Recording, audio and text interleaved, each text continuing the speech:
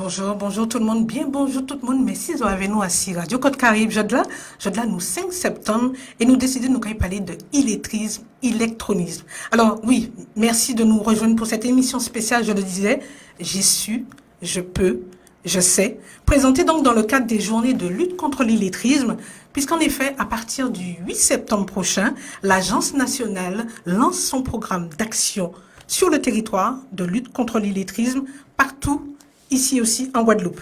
Alors Radio Côte Caraïbe nous se devait d'être présente et justement parce que nous connaissons l'importance de la connaissance et l'importance donc de la lecture pour tous.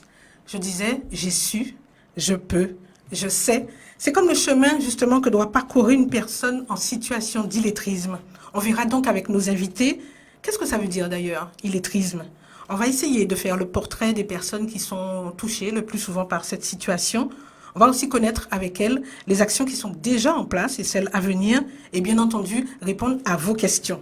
Alors cet après-midi, 3 dames pour m'accompagner. Vous l'avez compris, on l'avait dit, c'est l'année des femmes, donc on est en force. Alors ce sujet qui est si important pour nous accompagner, Jessica Oublié, la correspondante régionale de l'Agence nationale de lutte contre l'illettrisme en Guadeloupe, Corinne Gervelas, la directrice du centre de formation ING Conforme, et Sindra Pavius, coordinatrice et responsable de la mission LCI au sein de Guadeloupe Formation. Donc merci déjà mesdames d'être présentes avec nous ici à Bouillante, dans nos studios donc, de Radio Côte Caraïbe. Et vous aussi, vous allez pouvoir participer. Donc bien sûr, il y a d'autres acteurs qui œuvrent tous les jours pour la lutte contre l'illettrisme en Guadeloupe. Et donc, on n'a pas pu les accueillir. Vous avez bien compris que le plateau de Radio Côte Caraïbe n'est pas suffisamment large pour recevoir tout le monde, mais tout le monde peut participer. Et justement, vous aussi, avec vous, auditeurs de Radio Côte Caraïbe, donc sur notre web radio, vous aussi qui êtes connectés sur le Facebook, 3 possibilités, on le rappelle, par téléphone au 05 90 10 29 45, par WhatsApp au 06 90 95 06 98, et bien entendu, puisque nous sommes en direct sur Facebook, dans le chat, vous allez pouvoir aussi communiquer vos commentaires, vos questions, et comme ça, nos invités et moi-même, nous essaierons donc d'apporter des réponses. Alors, le temps du jingle, vous allez vous connecter, partager, liker. Bien entendu, vous connaissez forcément une personne intéressée par ce sujet, la lutte contre l'illettrisme. Le temps du jingle et on revient tout de suite. Bonjour, c'est Brigitte Mamilone. Je fais confiance à Radio Côte Caraïbe. J'adhère et je partage. Radio Côte Caraïbe, c'est Radio nous. Et oui, chers auditeurs, nous sommes bien sur Radio Côte Caraïbe. Un sujet important aujourd'hui, la lutte contre l'illettrisme et l'électronisme. On verra aussi tout ça dans un moment avec nos invités. Donc je rappelle, 3 dames qui ont accepté de discuter avec nous cet après-midi. Jessica Oublié, la correspondante régionale de l'Agence nationale de lutte contre l'illettrisme, Corinne Gervelas, la directrice générale donc, du centre de formation ING Conforme, et Madame Sindra Pavius, la coordinatrice et responsable de la mission LCI à Guadeloupe Formation. Donc, juste quelques éléments pour nous mettre dans le contexte, dans quel cadre nous allons discuter cet après-midi pendant environ 1h30 jusqu'à 16h. Alors, l'illettrisme en Guadeloupe, en quelques chiffres rapidement, environ, puisque on a dit en off tout à l'heure que la nouvelle enquête, les données seront données d'ici la fin de l'année 2024, mais en tout cas, on sait qu'il y a une évolution de la situation. Environ 20% de la population est en situation d'illettrisme en Guadeloupe. 70% des personnes en situation de graves difficultés face à l'écrit. La langue parlée à la maison était donc le créole, et ça, on aura l'occasion d'y revenir. Pour le calcul, 25% des Guadeloupéens éprouvent des difficultés. Et particulièrement sur le territoire de l'agglomération Grand Sud Caraïbe, puisque Bouillante en fait partie, on note une perte de la population, une présence forte des seniors, des jeunes adultes moins scolarisés et une population peu diplômée. Alors avec ces éléments, on va donc commencer vraiment à rentrer dans le vif du sujet avec la première partie. J'ai su, je peux, je sais. On commence par donc j'ai su. Alors, mesdames, ou peut-être qu'on va faire différemment. On va regarder tous ceux qui sont connectés et qui vont nous donner un petit peu, selon eux, quelle est la définition de l'illettrisme? Qu'est-ce que ça veut dire pour vous, illettrisme? On regarde tous ceux qui sont connectés. faites-nous part de votre avis. Vous connaissez certainement une personne et dans un moment, on va poser la question à nos invités pour voir si justement on aura une définition un peu plus claire de qu'est-ce que l'illettrisme et aussi on va parler donc électronisme. Alors, est-ce que tout le monde est déjà, peut-être qu'il y en a qui étaient à la sieste, ceux qui sont à l'Hexagone, on arrive à peine à la maison et Myriam commence avec ses questions. Bon, allez, on va tout de suite questionner nos invités, le temps de vous mettre dedans, parce que c'est vrai que c'est un sujet important. On n'en parle pas souvent, ou on l'entend plutôt dans le secteur professionnel. Alors, on va commencer avec Jessica, tiens, hein, on va nous raconter ça. C'est quoi l'illettrisme? Alors, j'ai revu mon latin, moi. Électronyme. Oui, voilà, c'est ça. Enfin bon, IL, on sait que c'est sans, trisme, on sait que c'est autour des lettres, donc il manque quelque chose. Mais en tout cas, dis-nous tout. La définition donc, de l'illettrisme telle que l'entend l'Agence nationale de lutte contre l'illettrisme, c'est donc toute personne qui a été scolarisée en France jusqu'à l'âge de 16 ans ou plus et qui est sortie du système scolaire sans maîtriser les compétences de base que sont la lecture, l'écriture, le calcul et le numérique. Donc, moi, j'ai souvent entendu au début de ma prise de fonction et jusqu'à aujourd'hui une forme de confusion entre les personnes qui arrivent de l'étranger et donc auxquelles on impute donc l'illettrisme. On a souvent l'impression que c'est parce qu'ils n'ont pas été scolarisés sur le territoire qu'ils sont en difficulté avec la langue et que c'est ce qu'on appelle l'illettrisme.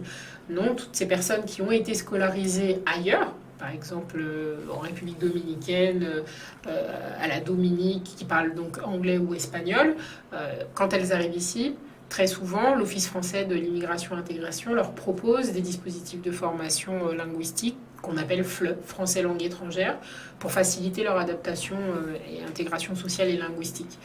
Mais donc, pour tous nos confrères et consoeurs qui ont été scolarisés, qui sont natifs guadeloupéens, il arrive, pour des facteurs dont on parlera après la définition, que malgré tout, ils sortent de l'école avec des difficultés à être parfaitement autonomes pour lire un document, pour pouvoir aller retirer de l'argent à un guichet, pour pouvoir répondre à un courrier qu'ils reçoivent, pour s'actualiser à la fin du mois en ligne, pour pouvoir percevoir des allocations ou même aller sur un compte ou une application numérique. Voilà, c'est ça l'illettrisme.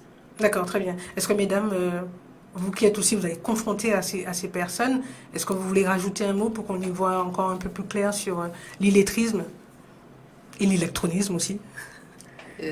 Oui, Sindra. Bonjour à tout le monde. Jessica a pratiquement tout dit. C'est un public généralement de plus de 16 ans. Alors, c'est vrai que c'est l'âge légal de sortie, on va dire, scolaire, mais le public que nous recevons généralement, c'est un public de plus de 16 ans. Et quoi qu'ayant eu donc un parcours scolaire, mais se retrouve sans la maîtrise des savoirs de base et sans pouvoir gérer les problèmes du quotidien et une gestion de la vie sociale quotidienne, tout simplement. Très bien. Alors, aujourd'hui, alors oui, il y a quelqu'un qui a répondu, merci Jacqueline d'être connectée, et tous les autres qui nous disaient, donc une personne qui ne maîtrise pas la lecture. Alors, est-ce qu'on peut vraiment, tu as commencé à en parler Jessica, à savoir, entre la personne qui a une difficulté à la lecture et vraiment la personne qui est en situation d'illettrisme, comment on peut distinguer? En fait, l'agence propose un référentiel qui permet de distinguer 4 niveaux de maîtrise de la langue. Généralement, à l'entrée dans un organisme de formation, les formateurs vont faire ce qu'on appelle un test de positionnement qui va permettre de caractériser le niveau de maîtrise de la langue. Corinne et puis Sindra font passer également des entretiens à vocation, on va dire, plutôt psychosocial aussi, pour essayer de bien comprendre le récit de vie, le parcours de vie de la personne, ce qui va permettre de qualifier un peu plus en profondeur, surtout à partir du moment où on va comprendre qu'il y a eu un décrochage scolaire ou qu'il y a peut-être eu de la violence familiale, qu'il y a eu à un moment dans le parcours de vie de la personne des difficultés qui ont pu l'amener à ne pas être à l'aise finalement avec la lecture et l'écriture. Un test, c'est bien, mais il faut un peu plus, il faut aller au-delà. Et je trouve que c'est pour ça le référentiel, c'est une base. Mais c'est vrai qu'il faut pouvoir être dans la relation avec la personne, dans cette écoute clinique qu'elle pratique, pour pouvoir vraiment permettre de qualifier les choses. Quand il y a eu un trauma, est-ce que le simple fait d'amener la personne en salle de formation, ça suffit si on n'a pas pris le temps de travailler justement à résorber la blessure et faire en sorte que la personne se sente plus en confiance, puisque le sujet aujourd'hui, c'est j'ai su, je peux, je sais. Donc, comment l'amener à de nouveau être dans cette phase où elle se sent capable de pouvoir apprendre. Alors, on a commencé là à parler du repérage, mais je vais prendre un exemple simple un petit peu au quotidien.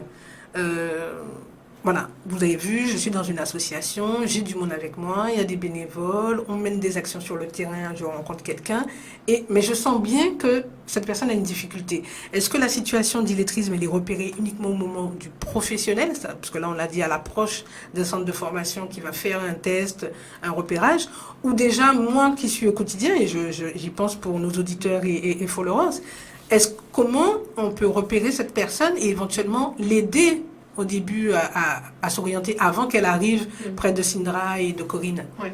Avant, il y a tout ce qu'on appelle des facteurs de présomption, quoi, qui vont nous permettre d'avoir la puce à l'oreille, de nous dire tiens, là, il y a visiblement une difficulté. On va, je sais pas, la personne, on lui propose un stylo, on lui demande de renseigner un papier, elle dit non, écoute, t'as une plus jolie écriture que moi, fais-le, tu vois, tu as plus l'habitude que moi. Donc voilà, où on entend souvent la personne dire, elle peut dire j'ai mal au poignet, je peux pas écrire, ou j'ai pas mes lunettes, donc sans mes lunettes, tu sais moi, ce genre de choses là, et souvent sur le ton de la blague. Et parce qu'en plus culturellement c'est des choses qu'on peut facilement se dire entre nous, elle peut systématiquement arriver très très en avance à des rendez-vous parce qu'elle a du mal donc avec les repères spatio-temporels. Elle peut notamment, si tu lui dis ce jour-là viens avec tel document, je vais t'aider donc à répondre je sais pas, à ce qu'on t'a demandé, elle va plutôt venir avec une liasse entière de documents plutôt que le document en question, parce qu'elle va avoir du mal à se repérer pour identifier. Donc tout ça, mis bout à bout, ça peut en effet nous mettre la puce à l'oreille et nous indiquer qu'il y a une difficulté, en tout cas avec la lecture-écriture. Après, ces facteurs tous dissociés ne veulent pas dire que de façon isolée, la personne est en situation d'illettrisme. Attention, on peut avoir oublié ses lunettes. On peut vraiment avoir mal au bras. Donc je ne voudrais pas qu'on se dise ah oui, systématiquement, dès qu'une personne me dit ça, ça veut dire qu'elle est en situation d'illettrisme. C'est juste que c'est un ensemble de choses. Après... les personnes en situation d'illettrisme, dans leur quotidien professionnel, peuvent aussi souffrir d'un manque d'exposition à la lecture-écriture. Donc s'il y a par exemple, on voit que tu changes le matériel du studio et que tu invites les personnes à s'auto-former en lisant les nouveaux panneaux d'affichage, mais que tu vois que malgré tout, le travail n'est pas fait parce qu'il y a des modifications donc, du travail que suppose ce nouveau matériel. Donc pour une nouvelle personne, ça dit aussi peut-être qu'elle a besoin d'être accompagnée pour pouvoir découvrir aussi les changements qui l'attendent sur son poste de travail. Donc voilà, je pense qu'une fois que tout ça est plutôt identifié, que ça fait partie de ton registre d'observation des situations de travail, après c'est un entretien. Parce que tu disais comment je peux aider l'autre à savoir qu'il existe des solutions.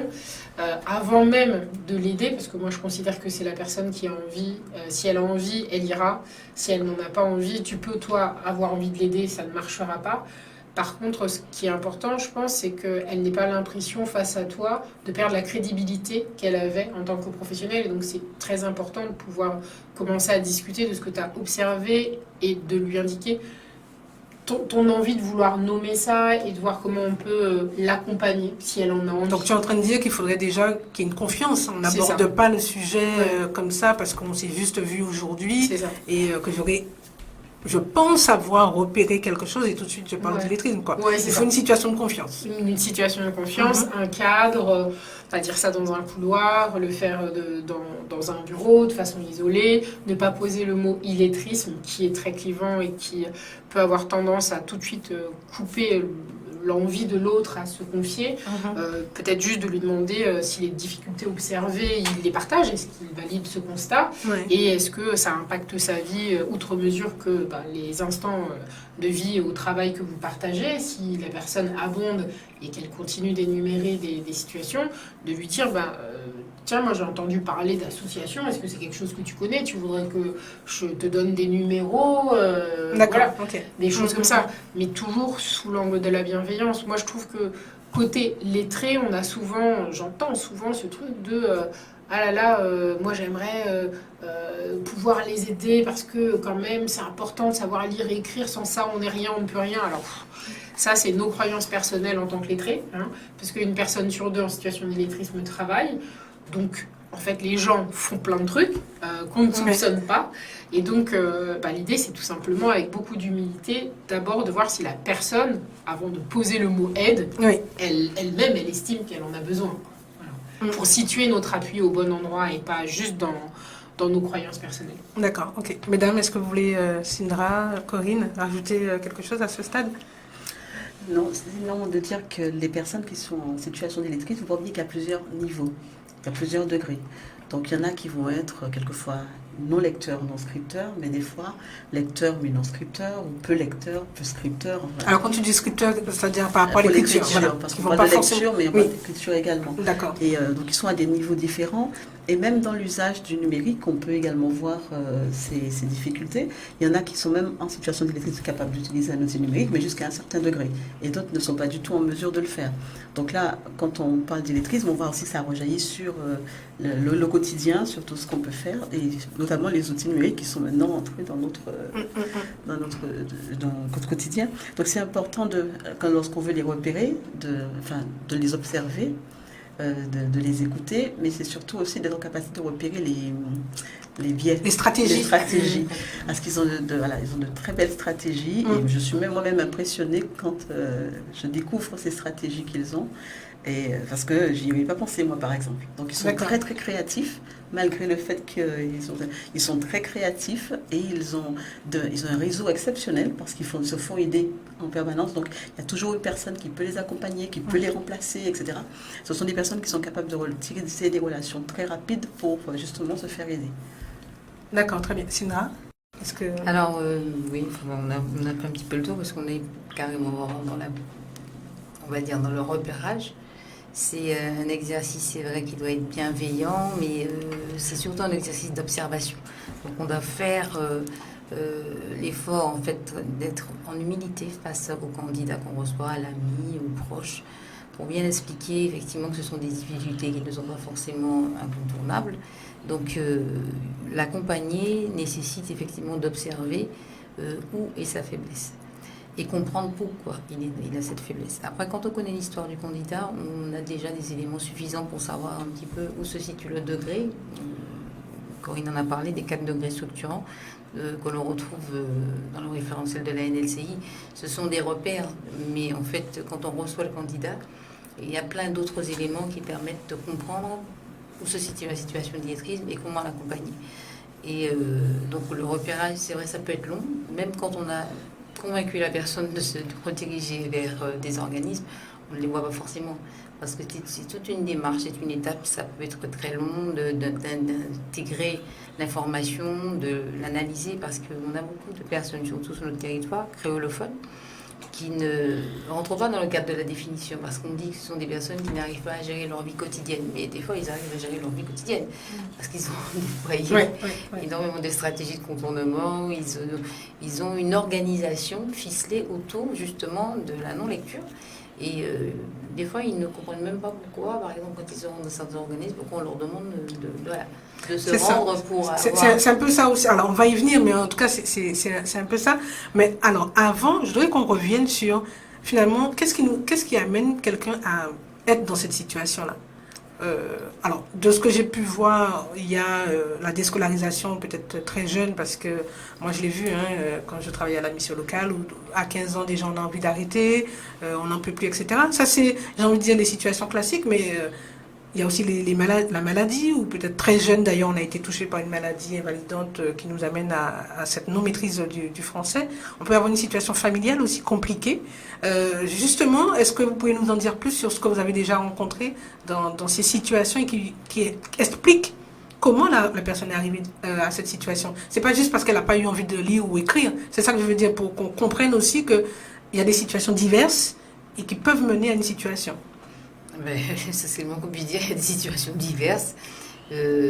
Beaucoup, surtout par exemple si on veut rester sur l'idée de la femme, Si on doit rester sur les femmes qui souvent sacrifient un peu les aînés, se sacrifient, laissent la scolarité pour s'occuper des plus jeunes parce que bon, ça fait partie de l'organisation familiale.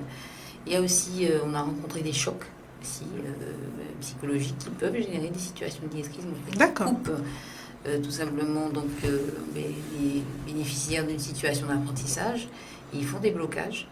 Il y a également le décrochage scolaire, le classique. On peut aussi rencontrer les maladies et les troubles spécifiques de l'écrit ou d'apprentissage qui peuvent générer des situations d'illettrisme particulières qu'on peut accompagner évidemment de préférence avec l'aide de l'orthophonie.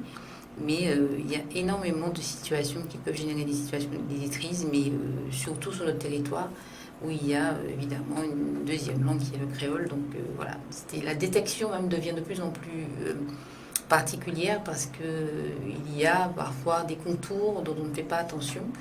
Et si on se limite justement qu'à ce que nous avons nous appris, donc ça veut dire maîtriser des savoirs de base, on se rend compte que bon, ce n'est pas forcément une situation d'illettrisme, mais c'est autre chose.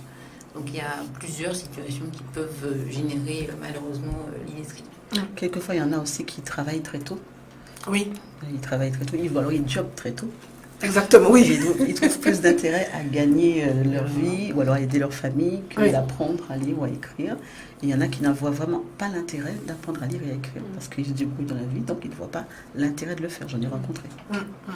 Très bien. On a parlé de choc tout à l'heure. C'est vrai quand je vais notamment dans son organisme de formation, moi je me souviens notamment de 2 personnes qui avaient perdu un parent ou un frère ou une sœur à un âge qui correspondait à la période de l'alphabétisation pour eux. Donc voilà, je le rappelle, on apprend à lire et à écrire entre la 2e année de maternelle et puis le CE2.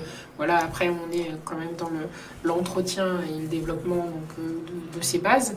Et c'est vrai qu'un choc aussi important que le décès d'un parent ou d'un membre de notre fratrie à cet âge-là, ça peut être extrêmement dévastateur. Absolument. C'est extrêmement dévastateur. Il y a aussi, donc on parlait d'hospitalisation, des maladies longue durée. Moi, je me souviens du cas d'une jeune fille à Guadeloupe Formation qui nous expliquait avoir fait les allers-retours entre l'hôpital et l'école à une période où les dispositifs de maintien de la scolarité hors de l'institut en dehors de l'institution scolaire n'était pas forcément simple. Donc tout va ensuite dépendre en plus de où on habite. Donc s'ajoutent chez nous les problèmes de mobilité. Et donc voilà, donc c'est vrai qu'une maladie très jeune aussi et une maladie donc importante, qui nécessite une prise en charge globale. Donc ça peut être aussi très fragilisant par la suite. Et j'ai aussi entendu beaucoup de jeunes dans un autre organisme de formation qui, eux, avaient décroché à cause de problèmes de drogue. Et ça, c'est aussi une réalité. Et quand je discutais avec eux de l'âge à partir duquel ils avaient commencé donc, à prendre des substances, j'ai entendu 12 ans, 13 ans, c'est extrêmement jeune. On est 12 ans, 13 ans, on est en 5e, 4e. Ouais. Et donc, même si on a les bases, si on a du mal à garder un système cognitif, une capacité à s'autodiscipliner pour apprendre, à aller en cours, etc., à garder cette routine scolaire, forcément on décroche. Et si les bases, elles, n'étaient pas très bien consolidées, alors dans ce cas-là, on peut observer un effritement des compétences. Donc voilà, moi je pense que c'est bien de le rappeler, c'est ce que soulignait Sindra, les facteurs sont multiples. Il n'y aurait pas, et Sindra le dit tout le temps, elle a tendance à parler des illettrismes, il n'y aurait pas un illettrisme qui serait uniforme pour toutes les personnes, que ce soit pour la question des degrés dont parlait Corinne ou des trajectoires et récits de vie. C'est un illettrisme, une personne, quoi. Ok, d'accord. Donc finalement, même si on peut sentir une situation chez quelqu'un, mais il vaut mieux quand même, autant que faire se peut, dans la mesure de son possible, l'orienter vers un professionnel, parce que justement, il y a tous ces éléments-là qu'un particulier, je veux dire, un ami ne maîtrise pas pour pouvoir aider, même s'il le voudrait finalement. Oui, non, c'est sûr. la bien-pensance, la bien-disance, c'est bien, mais ça peut faire beaucoup de mal. Tu vois, même sur le principe d'orienter, encore une fois, moi, si la personne, on en parle et qu'elle ne me dit pas qu'elle a envie qu'on trouve un professionnel, une structure, etc., je ne vais pas aller lui dire... C'est pas, de toute façon, pour tout, il faut être volontaire. Il faut absolument que la personne soit volontaire, parce que sinon, après, ça peut presque passer pour de la condescendance, un manque d'écoute, c'est-à-dire je te confie ma difficulté, mais toi, tu passes à côté parce que tu veux absolument me mettre dans ce rail-là. Mais c'est pas ça. En plus, comme le disait Sylvain, tu vois, on n'a pas encore forcément parlé de trouble 10, mais toi, tu veux absolument lui dire, mais non, il y a un organisme de formation, je vais t'amener là, qui est spécialisé, mais en fait, la personne, ça se trouve, elle est dyslexique, elle a besoin d'aller voir un orthophonie. On n'a pas, nous, la recette miracle. Observer est la première chose, discuter est la deuxième, recueillir quelque chose d'une envie, d'un besoin, pour ensuite se mettre dans une posture d'accompagnement, mais absolument pas jouer les orientateurs qui savent absolument tout.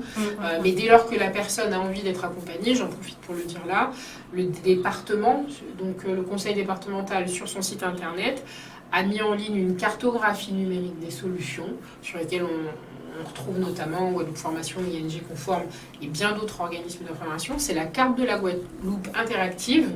Je suis à Bouillante. J'ai justement quelqu'un avec qui je discute et qui m'explique qu'elle a des difficultés. Je veux bien lui montrer, je fais la recherche. Et si elle veut le numéro, voilà, il y a un organisme sur le territoire pour elle, à proximité. Elle appelle. Et puis ensuite, voilà. Alors, je voudrais aborder avec vous, mesdames, le fait que, comment dirais-je, puisqu'on parle de personnes en situation d'illettrisme, un peu comme maintenant on parle de personnes en situation de handicap, est-ce qu'on peut considérer la personne en situation d'illettrisme à faire considérer que c'est un handicap? Alors, pas, comme on dit en créole, ouais, handicapé, il ne peut pas faire rien, etc. C'est pas ça, c'est pas de ça dont on parle. Voilà. Mais en tout cas, de ce que je sais, c'est une situation, puisqu'on parle bien de situation d'illettrisme, donc ça veut dire quelque part, on y reviendra, mais on peut en sortir. Ça sous-entend qu'on peut en sortir. Et donc, pendant ce moment-là, cette période-là, en fonction de son activité, est-ce qu'on peut faire valoir une reconnaissance de handicap par rapport à l'illettrisme? Est-ce que ça existe? Non. D'accord. Le handicap, c'est un champ qui a quand même ses limites. C'est bien pour ça qu'on parle de situation. La situation en instant T fait que la personne ne maîtrise plus les savoirs de base, mais ce sont des solutions, on peut lui trouver des solutions. Le handicap, alors ça handicape son quotidien, ça peut handicaper son quotidien, mais le handicap reste un handicap de la loi de 2005, où forcément ça s'inscrit à la MDPH et la personne rentre dans un champ protégé. Contrairement à la personne en situation d'illettrisme, comme on disait tout à l'heure, si elle ne le veut pas, il y a des gens qui vivent très bien avec leur illettrisme. Et des fois, quand ils ont besoin d'une information, on leur dit mais vaut mieux aller vous former, tout ça, mais ça les saoule, parce qu'ils se disent mais je t'ai demandé, moi. Mais, donc en fait, ça ne peut en aucun cas, en tout cas, à moins qu'il y ait associé un trouble, comme je disais tout à l'heure, ou vraiment un réel handicap cognitif, oui, cette personne, ça lui fait double peine, triple peine même. Donc, mais la maîtrise est souvent des fois, c'est une cause ou conséquence. Le handicap peut être la cause ou la conséquence de la situation d'illettrisme. Donc là, oui, on peut pas. D'accord, c'est pas simplement le fait d'être en situation d'illettrisme, mais c'est voilà, un contexte qui peut. Exactement. Voilà. Très bien. D'autres éléments qui amèneraient éventuellement à une reconnaissance, mais pas. Une altération des fonctions cognitives, un handicap physique, moteur, etc. Voilà. D'accord, très bien. Alors, on n'en a pas parlé, on n'a pas détaillé encore, mais l'électronisme. Alors, qu'est-ce que ça veut dire? Alors, je le devine parce que j'ai cherché, je comprends. Mais quand on entend ce mot, je vous avoue qu'on peut être un peu perdu. Alors, on sait que ça a trait avec l'électronique, Internet, etc. Mais concrètement, qu'est-ce que ça veut dire? C'est une difficulté à maîtriser les outils informatiques usuels donc quotidiens. Et donc aujourd'hui, le numérique, et quand je dis aujourd'hui, c'est pas seulement 2024, mais on le voit bien encore plus avec le Covid et la dématérialisation des services publics. Le numérique, c'est partout, c'est tout le temps. Ça a pris tout l'écran de nos vies personnelles et professionnelles. Donc du coup, c'est vrai que si on n'a pas une adresse mail, qu'on ne sait pas écrire un mail, qu'on ne sait pas surfer sur Internet, pour aller chercher une information ou pour réserver un billet d'avion, etc., et ben, ça fait partie des compétences numériques de base pour pouvoir être autonome dans cette grande société du numérique. Et quand on ne les a pas, on va parler d'électronisme. Mais l'électronisme, il y a plusieurs types d'électronisme. On observe un électronisme générationnel. Donc on voit des personnes de plus de X Oui, c'est ce que j'allais dire. Généralement, on l'associe à des voilà, personnes. nos grands-parents, les miens, ils ont 88, 91 ans. Bon, le numérique, ils n'ont pas du tout évolué avec. Professionnellement, même ça n'était pas, en tant que petit agriculteur, c'était pas du tout nécessaire à leur quotidien. Donc aujourd'hui, ils sont en parfaite situation d'électronisme. Mais vraiment lié à un facteur âge, profil social et économique. On va retrouver des personnes qui, j'en connais quelques-unes, qui sont contre le fait que le numérique ça prend tout et qui ne veulent pas, que ça les embête et qu'ils ont décrété que ça n'empiéterait pas sur leur vie personnelle. C'est un choix. C'est un choix presque même militant, politique, etc. Et puis après, il y a déjà des gens qui sont en difficulté avec la lecture et l'écriture à la base. Oui, c'est ce que j'allais dire, le lien. Du coup, ça va s'additionner. Et donc, eux constituent les publics pour lesquels, au niveau de l'électronisme, l'agence, en effet, prévoit des modalités d'accompagnement. C'est vrai que pour les autres, les réfractaires et puis... et les militants. Et voilà, les militants et puis les grands-parents, ils font un peu moins partie du scope. D'accord, parce que c'est ce que j'allais demander. Est-ce qu'on peut être totalement lettré et en même temps être en situation de... Oui, d'accord. Bah, oui. Mais à quel moment ça pose vraiment un problème? À partir du moment où on ne peut pas répondre à ses propres besoins. Par exemple, je suis demandeuse d'emploi, chercheuse d'emploi, et il faut que je m'actualise tous les mois pour avoir mon dû, quoi. Bah, à partir du moment où je suis obligée d'aller à la maison France Service, dont c'est l'utilité première, et ben ça veut dire que j'ai un risque de non-recours à mon droit, à ce qui m'est dû. Et donc, dans ce cas-là, oui, je suis dans la situation de dépendance à une tierce personne. Dès lors que je peux passer à côté de choses qui sont nécessaires à mon fonctionnement, et notamment donc, des allocations, alors oui, ça constitue un facteur critique sur lequel, justement, la puissance publique, donc l'État, à travers son dispositif d'espace France Service, et le conseil départemental à travers son dispositif de conseiller numérique. Donc il y en a dans chaque commune de Guadeloupe. Ces conseillers numériques et ces conseillers France Service ont vocation à accompagner toutes les personnes qui en ont besoin, surtout pour pouvoir répondre à leurs problématiques administratives. Impôts, CAF, mutuelles, etc. Ouais, maintenant, c'est vrai que tout est dématérialisé, mais... c'est pas évident pour tout le monde. Alors, on va saluer ceux qui sont sur Facebook. Merci beaucoup d'être là. On partage l'information parce qu'effectivement, on connaît du monde. La première à réagir, Jacqueline, merci d'être là et pour ton soutien aussi, parce que tu es toujours avec nous. Rosan qui nous dit belle émission. Merci beaucoup. C'est vrai que c'était important pour nous d'en parler. Bonjour Émile, merci d'être là. Et puis Philippe Serin, notre grand fan de l'autre côté de l'Atlantique. Bel bonsoir vous aussi. Merci en plus nous avec nous. Alors donc maintenant qu'on a fait le tour un petit peu, on a compris que voilà, la situation d'illettrisme, elle touche toutes les couches de la société. On a un petit peu évoqué aussi les salariés. Voilà, c'est pas uniquement les personnes qui sans activité, mais on est en activité et on est en situation d'illettrisme et on a réussi jusqu'à maintenant d'ailleurs à évoluer peut-être même sans que personne ne sache. On a donc des personnes qui sont dans cette situation-là suite à une maladie, à une situation familiale compliquée, une situation financière compliquée, et on a dit que finalement même la situation, alors l'accès à un certain nombre d'éléments, comment dirais-je, de la culture, des services administratifs, et cette mobilité aussi peuvent compliquer la situation et nous amener aussi à être dans ces situations difficiles. Ok, alors sur ça, je vous propose, on va faire une petite pause. Ça va nous permettre de passer à cette nouvelle partie. Oui, je peux.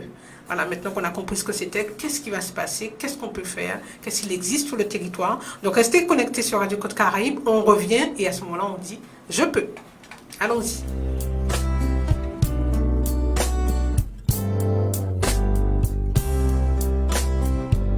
Ou pas ça, mais ça qui commande, mais qui l'idée?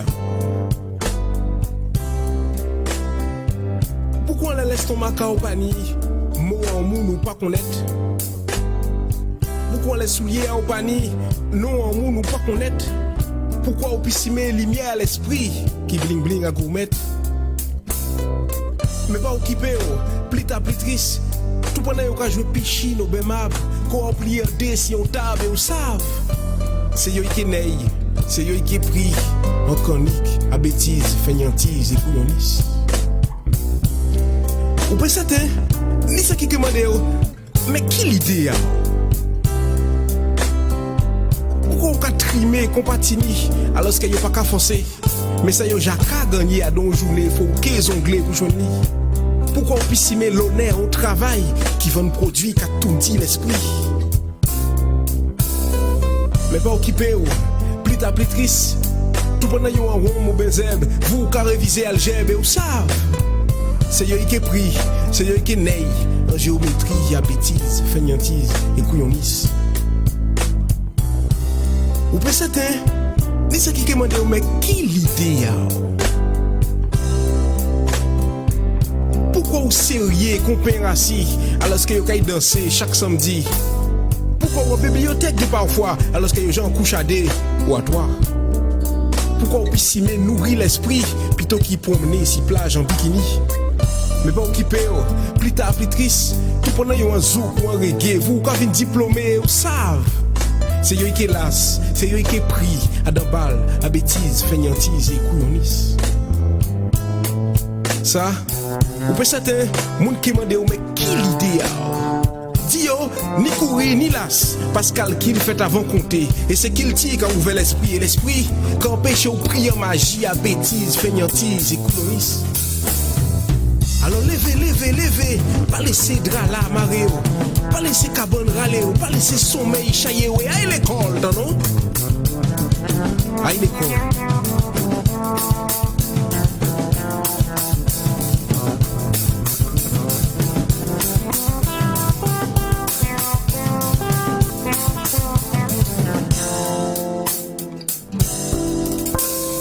Radio Côte Caraïbe, c'est Radio en nous. Bonjour, c'est Lisbert. Je fais confiance à Radio Côte Caraïbe. J'adhère et je partage. Radio Côte Caraïbe, c'est Radio en nous. Oui, vous êtes bien sur Radio Côte Caraïbe et cet après-midi, nous abordons le sujet de l'illettrisme et l'électronisme en Guadeloupe en particulier. Mais c'est un sujet qui est au niveau national et d'ailleurs, la semaine prochaine, à partir du 8 septembre, l'agence lance toutes ses actions spécifiques, en tout cas met un clin d'œil, un focus sur les actions de lutte contre l'illettrisme. Alors, on a commencé avec nos invités, je le disais, Jessica Oublié, Corinne Gervelas et Sindra Pavius. Nous avons commencé toutes les trois à décortiquer un petit peu qu'est-ce que c'est que l'illettrisme, qu'est-ce que c'est que l'électronisme. Et vous l'aurez compris, les situations sont bien plus complexes. Chacun vit des situations familiales, personnelles et même professionnelles compliquées qui nous amènent dans ces situations. Et maintenant qu'on est dans cette partie je peux, parce qu'on a dit l'émission c'est j'ai su, je peux, je sais. Donc on va aborder cette partie pour dire voilà, on a compris que j'ai su, c'est parce que j'ai su lire. À un moment de ma vie, je maîtrisais, mais voilà, les circonstances de la vie, la situation fait que... Mais aujourd'hui, je peux. Il existe des solutions pour pouvoir s'en sortir. Donc, je rappelle que vous pouvez donc réagir par téléphone au 05 90 10 29 45. N'hésitez pas à donner votre point de vue, à témoigner de situations que vous avez rencontrées. Ou si vous-même, vous êtes en situation d'illettrisme et que vous êtes sur le pas d'en vous en sortir, ou ça y est, c'est derrière vous. N'hésitez pas, ce sera avec plaisir qu'on accueille vos témoignages. Et puis aussi dans le chat du Facebook, puisque nous sommes en direct avec tous ceux qui sont connectés, Émile, Philippe, Jacqueline et les autres. Et puis, bien entendu, par WhatsApp aussi au 06 90 95 08 98, 06 98, pardon. Et on attend vos réactions parce que le sujet est ô combien important. Donc, on le disait, j'ai su et maintenant je peux. Mesdames, sur ce territoire de Guadeloupe, alors, avant de parler de ceux qui peuvent se former, ce que je trouve particulièrement intéressant qui s'est passé sur cette année 2023, c'est que les professionnels, les acteurs du territoire qui sont concernés dans la lutte contre l'illettrisme, se sont eux d'abord formés pour encore aller plus loin parce qu'ils avaient déjà des compétences, hein, n'est-ce pas Corinne? Ça fait longtemps que tu évolues dans le domaine de la formation. Ont pris le temps de se former aussi pour trouver des outils adaptés à ces différentes situations, comme on l'a dit. Donc je voudrais bien qu'on puisse parler de cette expérience-là, Profil, ce programme spécifique où je crois que près de 250 personnes se sont formées. Parce que ce qui arrive, c'est qu'un dispositif arrive où on va demander une information et finalement c'est la personne qui apporte l'information. Le professionnel parfois ne maîtrise pas, on ne sait pas qu'est-ce qui s'est passé, quelle réforme. Mais là en l'occurrence, les professionnels sont formés et ils sont prêts. Voilà, ils n'attendent que le public, j'ai envie de dire, pour pouvoir avancer. Donc Jessica ou mesdames, voilà, puisque vous aussi vous avez suivi la formation d'ailleurs. Donc allons-y, Profil, qu'est-ce que c'est que ça ? Profil, donc c'est le plan de professionnalisation des acteurs de la lutte contre l'illettrisme. C'est un dispositif qui est né des professionnels eux-mêmes, puisque l'année dernière, en 2023... Donc, c'est eux-mêmes qui ont amené cette... D'accord. Oui, en fait, alors le constat, c'est très rapidement en 2022, on fait le constat, donc moi j'arrive sur mon poste en 2021, on fait le constat avec 170 professionnels. Alors rapproche un peu plus qu'on puisse bien t'entendre. Oui. On fait le constat avec 170 professionnels donc réunis dans chaque collectivité et communauté de communes, que il y a quand même un manque de professionnalisation, que un tel a pu se former à un titre de formateur d'adultes, mais pas forcément de mention pour les personnes en situation d'illettrisme. Un tel a suivi peut-être un module à distance en ligne, parfois donc à ING conforme à une formation, mais bref, qui a quand même un tissu d'acteurs disponibles, motivés, mobilisés, qui plutôt enclin à vouloir renforcer les compétences pour mieux accompagner les personnes en situation d'illettrisme. Et donc, à ce moment-là, on monte un groupe de travail en 2023 et on propose aux professionnels de s'interroger entre eux pour savoir, alors du coup, quels sont tes besoins ? Sur quoi tu aimerais être formé ? Qu'est-ce qui te manque à ton avis dans ta pratique au quotidien pour pouvoir mieux faire ton travail en direction des personnes que tu côtoies et qui peuvent être en difficulté avec les compétences de base ? Dans ce groupe de professionnels, on avait un peu tout le monde. Ça allait de l'enseignant aux conseillers numériques, on avait des bibliothécaires, il y avait des formateurs, il y avait des conseillers emploi, des conseillers en insertion de missions locales et du champ de l'insertion par l'activité économique. Et donc on a rassemblé l'ensemble de leurs besoins et on s'est aperçu d'une chose, c'est qu'il y avait finalement 3 niveaux de besoins. Des personnes qui vont être au guichet de leur institution et voir passer des gens qu'ils vont aider et qui vont justement être des premiers observateurs de ces stratégies d'évitement. Et donc là, ils ont le public captif parce qu'il revient souvent, régulièrement, peut-être même parfois tous les mois pour une actualisation, et qui sont en capacité de jouer ce rôle d'orientateur, mais ils ne savent pas comment parler de ça. Donc ça, c'était plutôt niveau sensibilisation. Enfin, on avait un niveau 1 d'information sur l'illettrisme, un niveau 2 plutôt d'orientation, de médiation. Je peux jouer le rôle de médiateur, je suis prêt à pouvoir accompagner l'autre pour qu'il trouve la solution dont il a besoin vers un autre organisme. Et puis un niveau 3 qui était vraiment celui dédié aux formateurs, ceux qui ont déjà dans une salle des publics et qui ont besoin peut-être de renforcer de l'ingénierie pédagogique pour développer de nouveaux outils. Voilà, on parlait du numérique tout à l'heure, ou qui ont besoin du numérique maintenant pour pouvoir former les publics en situation d'illettrisme à eux-mêmes devenir des utilisateurs du web et des produits informatiques. Voilà. Donc c'est comme ça qu'est né Profil.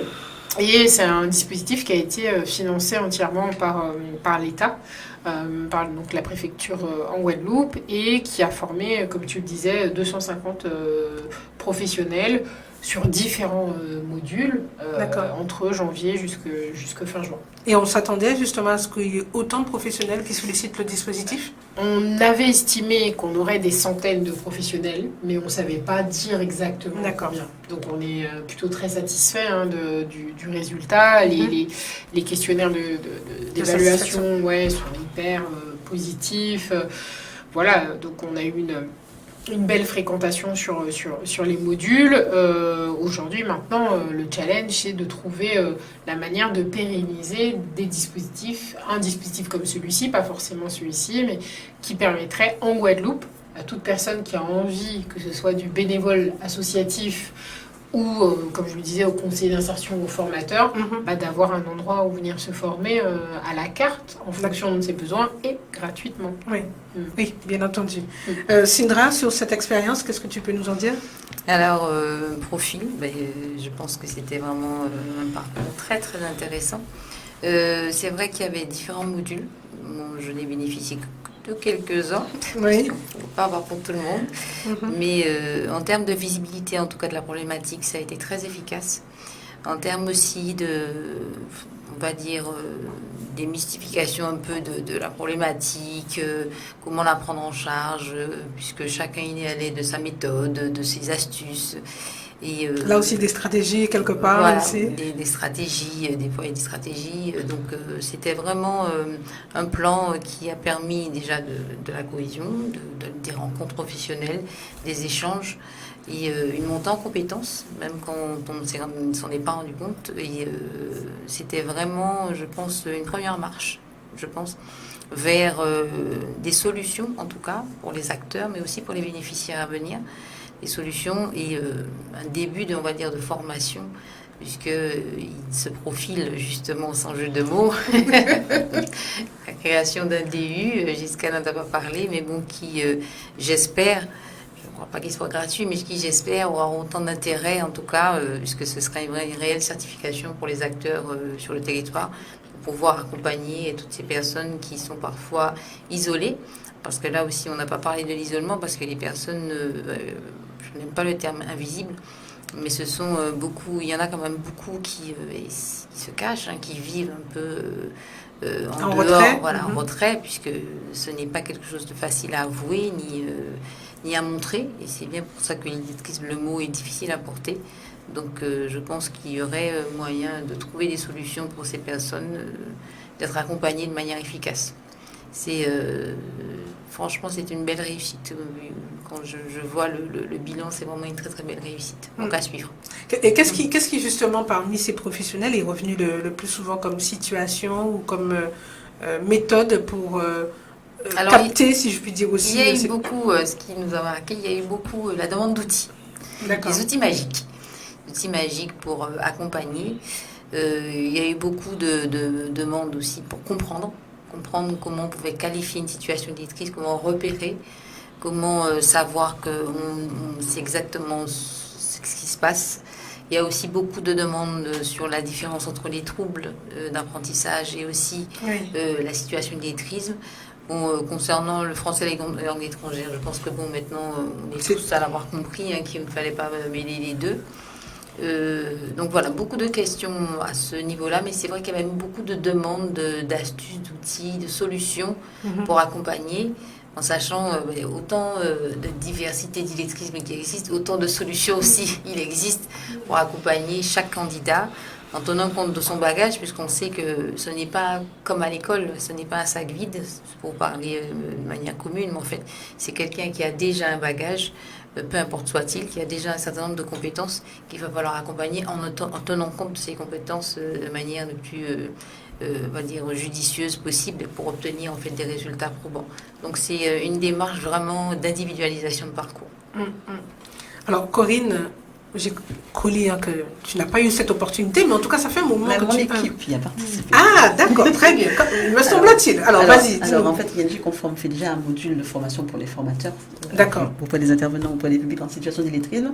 Mais il était important pour nous, malgré tout, de faire participer l'équipe. Parce qu'en fait, c'est toujours bon de nouer de nouveaux contacts, Absolument. de partager avec d'autres professionnels et également d'amener d'autres idées, d'autres outils. Donc, c'est enrichissant là-dessus, puisqu'on a pu faire participer, nous, aussi bien les personnes qui sont à l'accueil de ces publics, pas forcément à la formation. Donc, l'accueil de ces publics qui se retrouvent souvent en difficulté parce qu'ils se retrouvent devant une personne qui ne peut pas remplir le formulaire qu'on leur propose, des choses comme ça. Donc, l'idée, c'est comment j'aborde la question. Donc, c'est bon de pouvoir échanger avec les autres. Donc, on a pu faire participer aussi bien ceux qui sont à l'accueil que ceux qui font de la formation, que ceux qui sont référents de formation. Et ça, c'était important de pouvoir... En fait, l'idée, c'était d'avoir cette culture de l'illettrisme, du monde de l'illettrisme, pour pouvoir ou échanger dessus ou alors se sentir quand même plus à l'aise. Et je pense que ça a été quelque chose qui a porté ses fruits parce que même ceux qui étaient peut-être un petit peu réticents ou craintifs, on aborde déjà les choses différemment. Tu vois des changements dans leur pratique. Et ils ne craignent plus ce public-là et je vois que leur approche a changé. Voilà. Donc moi, de mon point de vue, moi en tant que directeur de centre, je vois l'intérêt de participer à ce type de programme.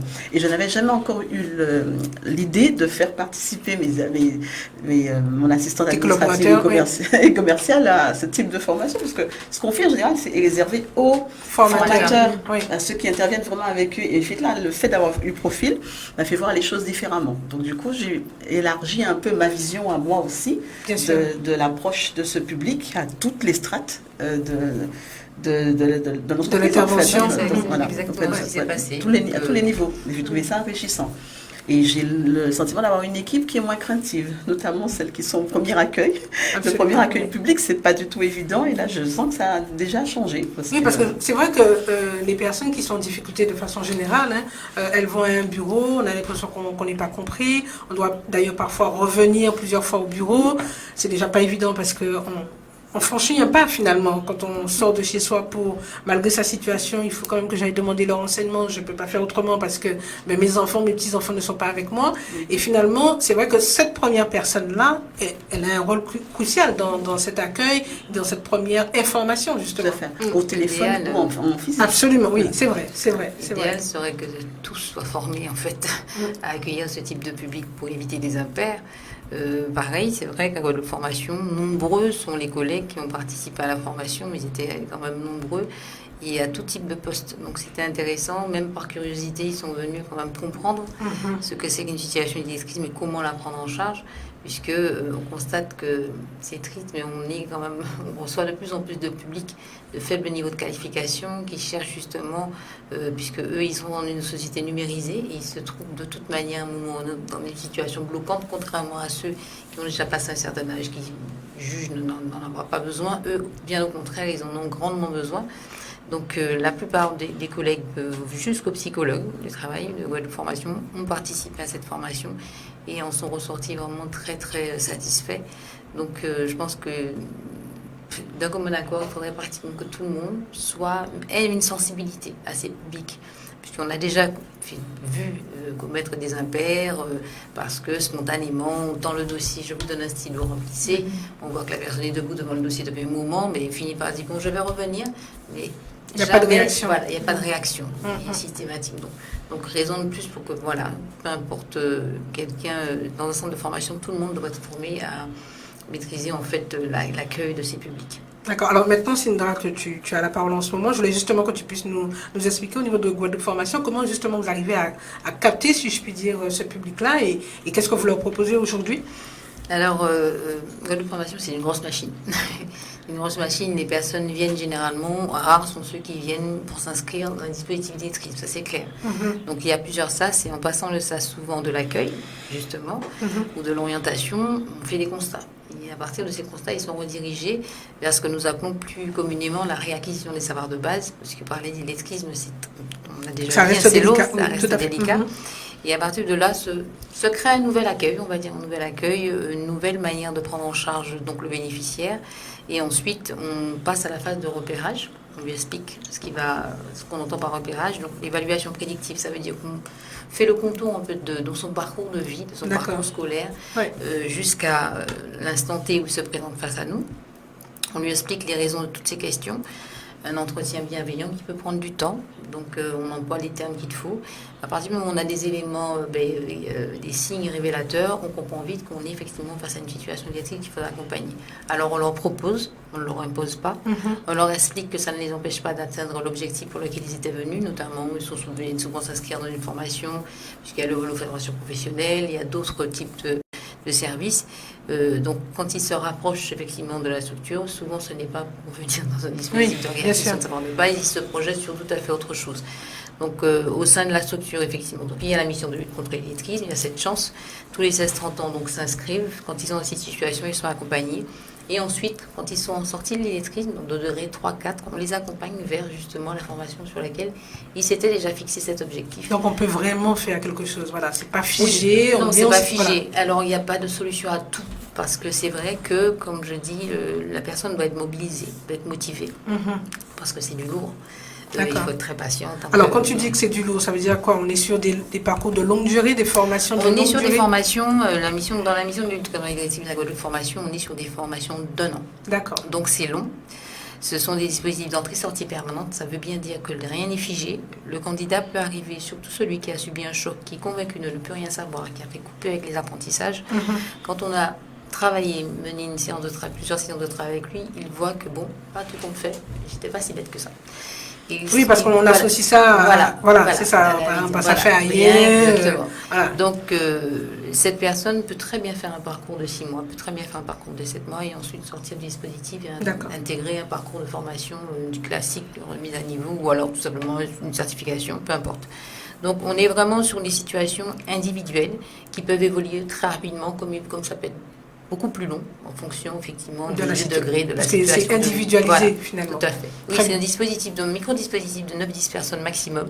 Et c'est vrai, l'avantage, c'est cet avantage que nous avons qui permet d'être dans un cocon, on va dire, pour les stagiaires, un cocon protégé. Et ils sont rassurés. Et c'est vrai que le parcours parfois peut être long, juste parce que c'est la première fois qu'ils abordent qui abordent à nouveau les apprentissages. Oui, très bien. Et puis ça révèle, les personnes se révèlent aussi. Oui. À ce moment-là. Voilà, à ce moment-là, puisqu'on est entre pairs, donc voilà, il n'y a plus de malaise, puisque le plus difficile, c'est ça. Ils n'osent plus se cacher, puisque voilà, on est tous dans cette même situation. Voilà, tous ceux qui sont là sont dans la même situation et on peut continuer. Alors, Corinne, chez toi, alors, 2 éléments que je voudrais qu'on aborde avec toi, Corinne, c'est que premièrement, tu proposais déjà des actions de lutte contre l'illettrisme. Et puis, il y a aussi ce module sur lequel tu as été, validé, agréé, c'est Familia. Et ce dispositif, j'aimerais bien que tu nous en parles. Donc, voilà, dis-nous tout. Moi, je suis curieuse. Alors, je vais commencer par ce qui existait déjà. Oui. Alors, ce qui existait déjà, c'est ING Conforme, c'est alors on a plusieurs formations possibles. Et lorsque les publics se présentent, nous on fait effectivement le diagnostic, le positionnement, l'entretien. Et de plus en plus maintenant, on a intégré dans notre positionnement l'outil EVA. Je pense que Jessica peut en dire un peu plus. Eva, on l'a bien. Eva. Ça n'a rien à voir. Ça n'a rien à voir, mais bon, voilà. Mais on retient. Donc, Eva, qui est un outil qui est développé par l'Agence nationale de lutte contre l'illettrisme et que nous utilisons beaucoup parce qu'en fait, il introduit le numérique. D'accord. Voilà. Et ça nous permet en fait à la fois d'évaluer la capacité à lire, à comprendre, à écrire et à utiliser en même temps le numérique. Donc on a systématisé chez nous le diagnostic avec EVA et les publics en général de bas niveau, on leur propose de façon systématique EVA. Ensuite, ils sont en fonction des résultats, bien sûr, ils sont orientés vers les formations qui les concernent, qui concernent leur problématique. D'accord. Donc, en fait, même avant l'illettrisme, on a des formations en alphabétisation, par exemple. D'accord. Donc, ensuite, il y a l'illettrisme, et ensuite, on les oriente. Alors, au fur et à mesure qu'ils progressent, on fait des dispositifs très courts, parce qu'on n'est pas sur un an, donc on est sur les 4 mois, 5 mois maximum, puisque quand on leur propose quelque chose de trop long, ils sont découragés des fois rien qu'à la durée la durée. Même si la situation le nécessite, mais en tout cas psychologiquement, c'est ça. C'est peut-être plus facile. On essaye de ne pas faire de trop intensif, sauf si on a une commande particulière, parce que là on travaille par exemple avec France Travail qui nous demande un dispositif un peu plus concentré. Mais quand nous les proposons, on les propose sur 2 ou 3 jours par semaine, par exemple. D'accord. Ça peut être aussi en demi-journée, ce qui leur permet de faire les autres activités, puisque ici on a toujours un petit dur, un petit quelque chose, donc ça leur permet en même temps de ne pas avoir l'impression d'être retourné à l'école. Donc on propose un rythme quand même assez souple. Et les formations sont ponctuées également d'activités culturelles, en fait. L'activité culturelle qu'on utilise après dans les apprentissages écrits, oraux, etc. Et donc, on leur propose, donc il peut être renouvelé. Donc, c'est-à-dire qu'il y a une première proposition en fonction du niveau de l'illettrisme. Ensuite, qui peut être renouvelé en fonction de la progression de cette personne-là. Et enfin, on leur propose la certification. Et la certification, elle passe par CLEA. D'accord. Et nous proposons aussi bien aux demandeurs d'emploi qu'aux salariés la certification CLEA. Et CLEA, c'est un certificat qui permet de valider 7 compétences de base. Donc, tant l'écriture, le français écrit et parlé, l'usage de l'outil informatique, l'usage des règles de mathématiques au quotidien, l'autonomie L'autonomie, le travail en équipe, l'apprendre à apprendre, Oui. et enfin tout ce qui concerne les gestes, postures, développement durable, entre autres. D'accord. Je vais vite là-dessus. Et donc ça permet non pas de travailler uniquement sur j'apprends à lire et à écrire, mais j'apprends à consolider les autres compétences De façon transversale. générales et professionnelles dont j'ai besoin dans le quotidien et qui me permettent après d'être prêt à me présenter à un employeur en sachant, en étant à l'aise en travaillant en équipe, entre autres. Donc ça me fait des atouts supplémentaires. Donc ça aide aussi à la prise de confiance puisque j'ai travaillé sur d'autres aspects et je me sens mieux préparée à... Oui, et puis, comme il y a une certification, ça y est, quelque part, Voilà. on a un diplôme aussi. J'ai Enfin, fait le premier diplôme dans ma vie. Alors nous, ce qu'on propose, c'est le certificat qui est aussi adapté au métier. Par exemple, on a le CLEA contextualisé BTP. d'accord, Voilà. ok. Donc, le maçon, par exemple, c'est celui-là qui est venu en tête, hein. Le maçon, par exemple, va trouver des exercices Lié à son métier. Tout à fait. Très Donc, bien. nous avons le CLEA contextualisé BTP. On est en train d'ouvrir bientôt le CLEA contextualisé au métier de la propreté. Nous avons le CLEA numérique pour les personnes qui font de l'administratif et qui ont surtout des activités sur l'outil informatique. D'accord, Word, Excel, enfin ce Voilà. genre, ce type d'activité, Tout à fait. logiciel, pardon. Et puis le CLEA générique dont j'ai parlé tout à l'heure. D'accord. Après, il y a le CLEA management, mais c'est encore pour un autre niveau. Ok, C'est quand d'accord. on est arrivé plus loin. Et donc, c'est très bien de pouvoir leur proposer justement de valoriser, de capitaliser tout ça dans le cadre de certificats qui leur permet après de le présenter, le mettre déjà sur un CV, Bien le sûr, présenter à un valoriser, employeur, voilà. pouvoir rentrer dans une formation. On a déjà validé ces compétences-là parce que le CLEA tourne toujours autour d'un projet professionnel. Donc, en fait, on travaille l'illettrisme autour de ce projet professionnel. D'accord, très bien. Alors, je voudrais que tu reviennes avec nous sur Familia, parce que moi j'ai trouvé que c'était un concept intéressant. Juste Oui, pour, oui, parce Jessica. que Corinne, donc, c'est le gros organisme de formation en Guadeloupe qui dispense la formation CLEA. Mais c'est une formation qui peut être prise en charge, c'est important que les gens Ah le oui, sachent. absolument. Oui. France Travail, vous êtes demandeur d'emploi, France Travail peut payer. Vous êtes bénéficiaire du RSA, le conseil C'est départemental prend Ok. en charge. Ou la Vous êtes région. salarié, votre opérateur de compétences, l'opérateur de compétences de votre entreprise peut prendre en charge votre entreprise directement ou votre opérateur de compétences. Ouais, les aides sont possibles pour Donc, il y a prendre en des charge. aides possibles. Ouais, C'est bien c'est de important. parler de Oui, la absolument. certification, mais de rappeler que derrière, en effet, il y a Oui. de la prise en charge financière vraiment possible. Effectivement. Mais Corinne, on te laisse continuer. Alors, ensuite, il y a Family. Donc, Family, effectivement, c'est un dispositif qui a été proposé par l'Agence nationale de lutte contre l'illettrisme pour les publics qui sont jeunes, parents, qui n'ont pas consolidé les bases. D'accord. Ok. Qui ont encore des difficultés, comme on Qui l'a ont dit. encore des Tout à difficultés. fait. Voilà. Et nous avons travaillé à repérer ce public pendant une bonne année en Guadeloupe.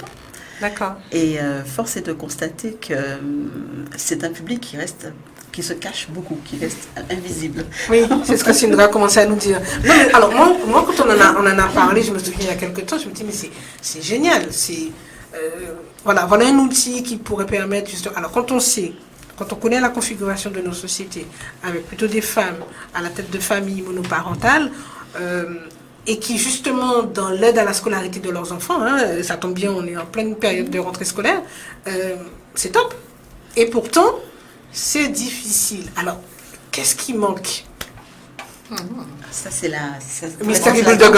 c'est la grande inconnue. Après l'année de prospection, action que Corinne a menée avec ses équipes sur le terrain, au bilan quand même, ce qu'on retient, c'est c'est un public lorsqu'il se déclare, c'est-à-dire qu'il accepte de poser sur la table ses difficultés. Oui. Donc de se mettre à nu avec ce que ça représente. Je ne Absolument. sais pas bien lire ou écrire de façon correcte ou suffisamment pour pouvoir faire mes affaires moi-même.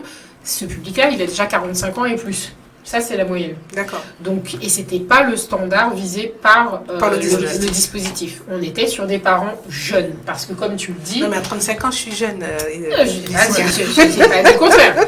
J'ai pas dit le contraire. Non, mais j'ai bien compris. Non, mais tu vois que... Non, mais pour t'amener à préciser, quand tu dis public jeune, tu veux dire Public moins de en 30 fait, ans en c'était réalité. même pas à la base, à la toute base, le C'était financeur, comme c'était le ministère de la Jeunesse, c'était 16-25 à la base. Puis ensuite, donc, il a changé 16-30. à 16-30, mais là, cette année, parce qu'on avait des difficultés à repérer. Mais voilà, c'est vrai que sur ce public qui a 16-30, qui sort de l'école, et qui sort parfois même de l'école du fait d'une grossesse. Oui. C'est pas un public qui a envie tout de suite de retourner à l'école. En fait, les urgences, elles sont pas là. Et quand je dis il n'a pas envie de retourner à l'école, considérant pour lui que aller en formation, c'est comme aller à l'école. Donc, du coup, lui, son projet, c'est plutôt trouver une insertion professionnelle, pouvoir subvenir aux besoins de sa famille, payer les factures, etc. Ouais. Ce dispositif, il n'avait pas, contrairement aux autres dispositifs du territoire, c'est une originalité, un avantage ou une faiblesse, en tout cas c'était une originalité, il n'avait pas de vocation d'insertion professionnelle. D'accord. C'est-à-dire que quand vous allez à Guadeloupe Formation ou à ING, aujourd'hui, dans vos 1 an d'accompagnement, il y a un stage. Ok. Parce que oui, l'idée c'est quand même d'accompagner vers une insertion professionnelle. Absolument. Mais là, on vous disait, et si on travaille avec vous sur votre parentalité pour que vous soyez déjà plus à l'aise avec ce que la nouvelle scolarité de votre enfant va venir faire bouger chez vous, et en même temps, on va travailler le sport, la culture, plein de choses un petit peu à la marge, et on pensait que pour ce public-là, ça aurait un avantage particulier. En Guadeloupe, c'est un programme qui n'a pas démarré et qui finalement mourra dans l'œuf, parce que du coup, après 1 an de recherche, on voit bien donc, que c'est très compliqué de recruter ce public. On a pu le croiser, je pense, en nombre très restreint, mais pas suffisamment. Voilà, c'est ça. Et puis lui, même ne s'est pas forcément déclaré comme demandeur. Donc le programme, il est là, mais tant qu'il n'y a pas plusieurs personnes qui disent oui, ça ne marche pas. Les territoires de l'expérimentation, c'était les départements d'outre-mer. Dans quel département ça fonctionne ? Ça fonctionne à La Réunion avec un public de femmes mahoraises. Ça fonctionne à Mayotte avec un public de femmes comoriennes. En Guyane, ça a un petit peu fonctionné. Et, timidement. Voilà. Ouais. Et puis, en Martinique, ça ne fonctionne pas non plus pour l'instant. Il y a eu un début de promotion et puis finalement, les choses n'ont pas perduré. Donc, voilà. Juste pour dire que c'est une difficulté pas propre, inhérente à la Guadeloupe, mais qui a un vrai enjeu aujourd'hui à pouvoir repérer ce public, mais que finalement, on constate de façon très large que c'est un public, et là, j'ai même des collègues de l'Hexagone qui le font chez eux à Orléans, ils ont du mal à repérer. Alors qu'en fait, ils se disaient initialement, « Ah non mais super, le public, on l'a ». Mais on l'a, mais si le public ne se déclare pas... Oui, c'est bien ça. C'est-à-dire que nous, professionnels, on voit tout l'intérêt, tout ce que ça pourrait apporter pour ces personnes, mais pour l'instant, elles-mêmes ne sont pas encore... Les priorités pour ce public sortant de l'école, c'est finalement de pouvoir répondre à une insertion professionnelle. Et on le voit, et notamment, là c'est un entretien avec les conseillers référents des bénéficiaires du RSA qui nous disaient, si par contre vous allez chercher les plus de 45, venez nous voir, nous on en a.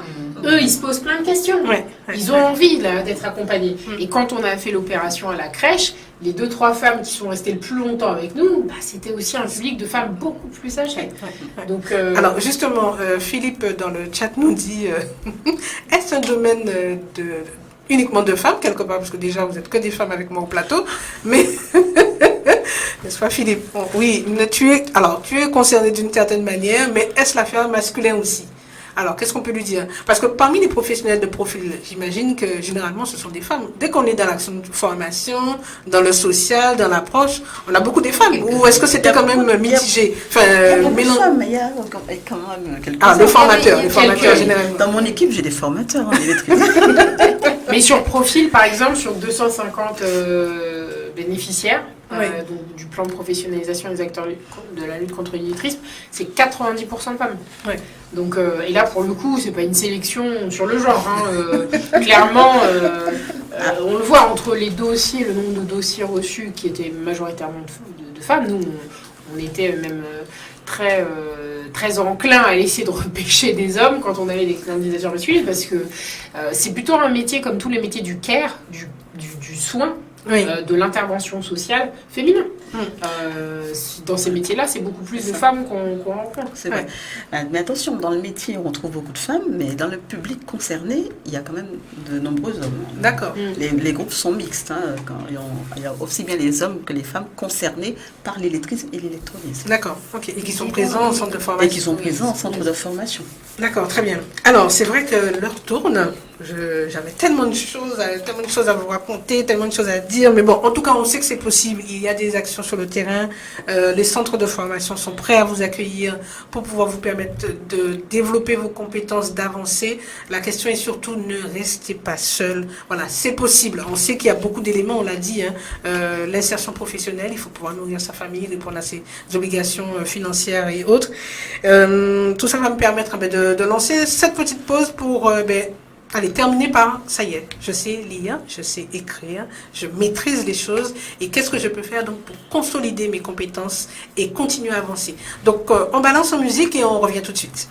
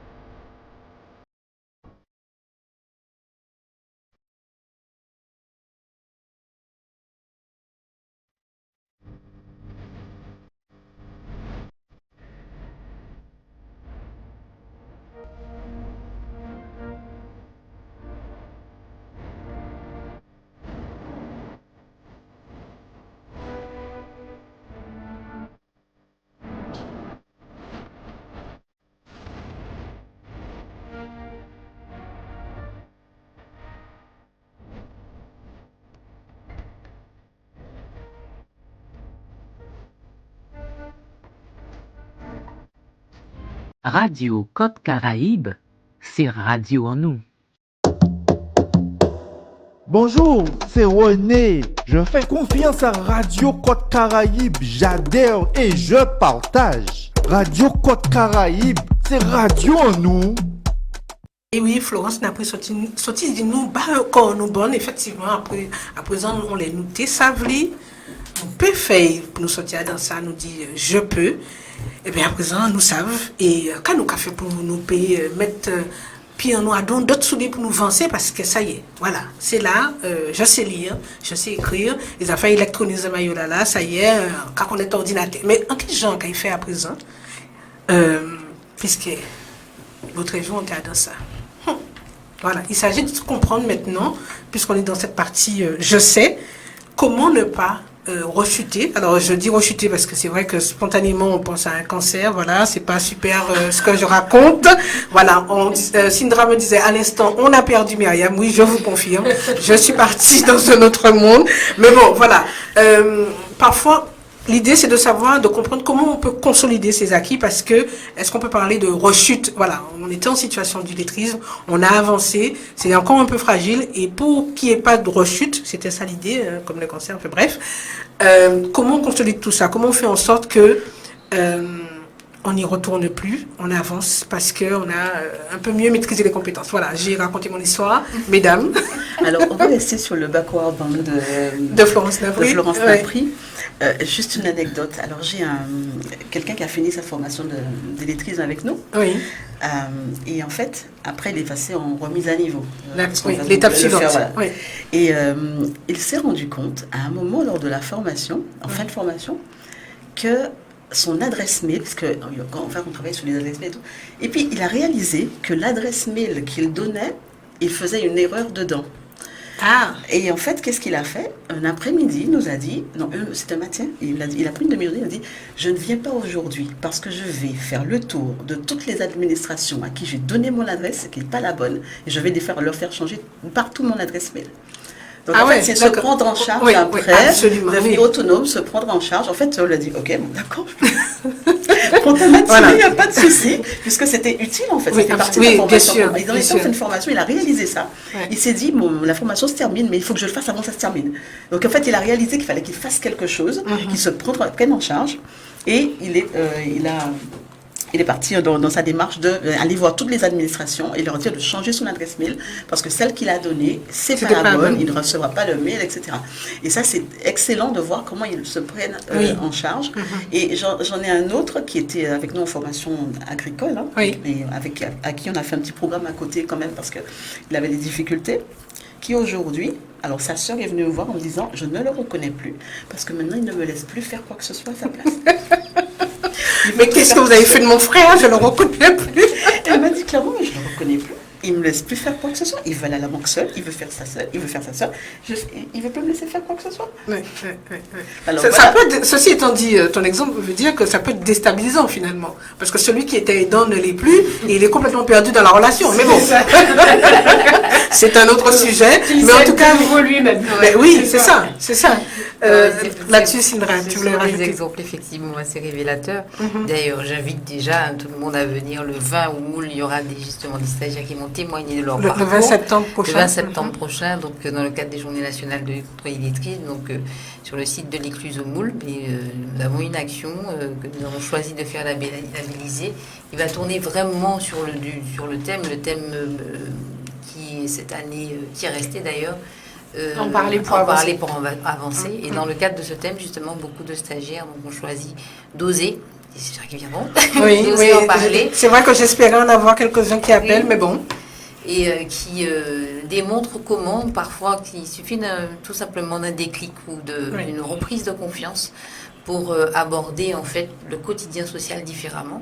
Ils n'ont plus peur, donc, tout simplement de se rendre dans des administrations seuls. Ils n'ont plus peur d'aborder leur conseiller de banque seuls parce qu'ils ont compris tout simplement les mécanismes qui les empêchaient de s'associer, de remettre en lien avec la lecture.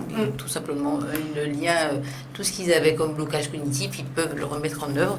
Et quand ils l'ont compris, bon voilà, ils se prennent en charge. C'est vraiment ça, et on se rend compte que ces stagiaires, parfois, ça devient un peu addictif, les formations. Ils veulent continuer. On en a eu, effectivement, qui ont commencé, qui veulent continuer, qui veulent s'accoucher. Ça y est, ils ont... Oui, on a eu des stagiaires, justement, du Moule, qui sont allés jusqu'à la certification, parce qu'ils en avaient besoin, parce qu'en fait, il leur fallait juste un guide, quelqu'un qui les rassure, qui leur dit, tu peux, maintenant tu peux. Et effectivement, qu'ils sont allés juste à la certification au commerce. Donc, ce sont de beaux exemples quand même de stagiaires qui démontrent que la situation de l'illettrisme n'est pas vaine. N'est pas irréversible. Qu'il y a vraiment des rechutes. Les rechutes sont... Ça me rassure. Les rechutes, en fait, c'est tout simplement une forme d'immobilisme. Mais ce qu'on appelle rechute, c'est souvent des fois des manques de volonté de continuer à travailler l'insertion. Mais à part ça, particulièrement les publics que nous recevons, on a quand même 60% maintenant des publics de plus de 30 ans qui, lors de leur parcours, ont de belles réussites et sont vraiment dans des démarches de construction, de reconstruction sociale. Ils sont contents de pouvoir aider leurs enfants parce que souvent les mamans, c'est un peu dans cette démarche, de pouvoir aider leurs enfants qui sont scolarisés, qui ne veulent plus dire maman ne comprend pas, maman ne peut pas te faire aider. Et parfois, on n'a pas les moyens de les faire aider. Absolument. Donc, c'est une joie pour ces personnes, effectivement, d'atteindre ce niveau et de pouvoir accompagner leurs enfants. Donc, je pense que oui, il y a cette démarche qui n'est pas forcément une forme de rechute, mais ils se sentent plus rassurés. Et finalement, la confiance en soi qu'ils ont pu acquérir tout au long de ce parcours, aujourd'hui sert et voilà. Voilà, ils sont différents, ils en sont différents. Je ne saurais expliquer pourquoi, mais il y a une forme de fierté. Et bon, il y en a qui ne veulent pas en parler, parce qu'il y en a qui me disent, madame, je ne regarde pas dans les rétroviseurs, c'est fait. C'est devant nos cas. Donc, ils ne souhaitent pas en parler, mais il y en a qui sont tellement impressionnés par les pas de géants qu'ils ont fait, donc qui avouent pouvoir en parler aisément, parce qu'ils ont besoin aussi que d'autres sachent qu'ils peuvent le faire. Et finalement, ils sont témoins maintenant de leur réussite. Témoins vivants de leur réussite et du parcours qu'ils ont fait d'où ils sont sortis et où ils sont maintenant. Je pense que voilà, c'est important quand même qu'ils se disent voilà, j'ai fait la démarche et ça a fonctionné. Toi aussi, Jessica, jusqu'à maintenant, ça fait bientôt 2 ans que tu mènes 3 déjà. Pardon. 3 c'est ans mon que tu mènes. anniversaire professionnel là cette semaine. Ah, very good. Ah, avec Radio Côte Caraïbe, non mais c'est génial. Non, mais ce que je veux dire par là, c'est au bout de ces 3 ans, entre le moment où tu as commencé justement, où tu faisais un état des lieux, tu as traversé les territoires, parce que Marie Galante aussi s'est engagée je dis Marie Galante de façon globale, mais différents organismes, parce qu'il y a une convention qui est signée, me semble-t-il, pour que les organisations s'impliquent dans cette démarche. En ayant traversé les territoires, de rencontrer des personnes en centre de formation, en CFA aussi, je sais, on a dit dans les structures d'insertion par l'activité économique. Aujourd'hui, comment, justement, est-ce que tu as eu l'occasion de voir ces transformations ? Ouais, beaucoup dans les organismes de formation. Moi, j'aime bien venir faire des focus group avec les bénéficiaires à différents moments de leur parcours et je suis toujours beaucoup émue par les trajectoires, les parcours de vie. Sindra disait de ce qui les amène, tu vois, à aller en formation. Souvent, c'est un exemple que je cite, mais c'est vrai que ce monsieur-là m'avait beaucoup touchée. C'était un monsieur d'une 60aine d'années, sa femme et sa fille le poussaient à aller en formation. Dès qu'il y avait une émission radio, un truc qui tombait, on lui rappelait que ça existait sur le territoire. Le monsieur ne voulait pas. C'était sa famille, sa femme, sa fille qui faisait pour eux. Et puis, jusqu'à ce qu'un jour, il cède. Et puis, au moment où on se rencontre au Focus Group, ça fait 1 an et demi qu'il est en formation, à Guadeloupe Formation. À l'époque, le dispositif, on pouvait avoir 2 ans. Et il dit, oh là là, mais le premier jour, je suis arrivée là, moi j'avais peur, je savais pas comment les gens allaient me prendre, je savais pas, si ça allait pas réactiver des douleurs passées, quoi. Aussi. Et puis, le type nous dit, et là, je suis à 6 mois du départ, de la fin du dispositif, ma plus grande crainte, c'est de partir d'ici, parce que là, j'ai trouvé une famille. Et moi je me disais, mais et voilà, il nous expliquait les progrès, les choses qu'il arrivait à faire tout facilement seul. Donc ce sont des petites victoires, mais cumulées. Enfin, moi je me dis à l'échelle de la vie d'une personne, c'est tellement énorme, quoi. Et vous le disiez tous les 3 à juste titre, généralement derrière une personne en situation d'illettrisme, c'est un réseau de personnes. Donc c'est la vie de plusieurs personnes qu'on change à travers le fait qu'une personne a eu envie d'aller en formation et a trouvé le bon interlocuteur pour se maintenir en formation. Donc ces transformations-là, tu vois, de cocon à papillon, chrysalide à papillon, je trouve c'est formidable. Et que finalement, il y a des raisons d'y aller. Alors, est-ce que finalement, les actions pour sortir de l'illettrisme se situent uniquement en centre? Plusieurs questions pour qu'on termine. C'est est-ce que c'est uniquement au centre? Est-ce que tu as commencé à en parler, Corinne, les actions aussi culturelles? Comment on intègre aussi le créole dans tout ça? Puisque nous sommes une société créolophone et c'est vrai qu'on parle, on utilise beaucoup plus la situation orale pour s'en sortir. Comment tout ça s'articule et que les personnes arrivent aussi à s'en sortir? Alors, c'est le grand débat dans notre territoire créolophone. Donc, la lutte contre l'illettrisme et le créole. Je pense que le créole, enfin, jusqu'à présent, en tout cas, dans le dispositif que nous avons, sert de levier. Sert de levier d'apprentissage et permet aux personnes, justement, de comprendre parfois là où on veut en venir. Parce que des fois, ils disent, mais on fait ça pourquoi? Ça sert à quoi? Parce qu'il y a des gens qui viennent contraints, forcés, parce que le Pôle emploi a dit, etc. Donc, on leur explique. C'est pour ça qu'il est important quand même d'avoir une notion du créole pour accompagner nos publics du territoire, puisque ils ont une appréhension des fois des situations qu'ils ne peuvent comprendre qu'en créole. Oui. Et ils ont des fois des situations qu'on ne peut analyser qu'en créole. Ils ont aussi des fois des besoins qu'on peut satisfaire qu'en créole. Et mine de rien, ça nous permet d'atteindre l'objectif. Oui. Tout simplement, qui est certes un objectif pédagogique, un objectif d'apprentissage, mais dans une autre langue ensuite qu'on va retranscrire tout simplement en français pour pouvoir le faire comprendre que voilà où on voulait en venir. Donc oui, le créole, socle de base, c'est vrai pour les apprenants, mais aussi outil intéressant pour pouvoir nous permettre aussi d'atteindre les objectifs. Mais c'est vrai que C'est une histoire qui débute, on va dire. Une de nos formatrices, lorsqu'elle intervient avec eux, notamment, elle fait des mots croisés sur les grands panneaux. Oui. Et elle fait toujours le parallèle. Comment on le dit en français, qui j'en ai pas dit en créole. Donc en fait, elle fait souvent ce parallèle des expressions ou des mots que l'on dit en français ou en créole, ce qui permet en fait de leur faire comprendre que des fois il y a une ressemblance. C'est pas l'un contre l'autre, mais voilà, c'est des fois il y a une ressemblance. C'est l'un au service de l'autre aussi. Et quand on dit ça, ça veut dire ça. Comment on peut le dire en français. Voilà, donc elle fait aussi ce parallèle là qui est important, qui est important. Mais on accepte quand même ces échanges en créole quand ils sont plus, des fois, ils sont plus loquaces des fois en créole qu'en français.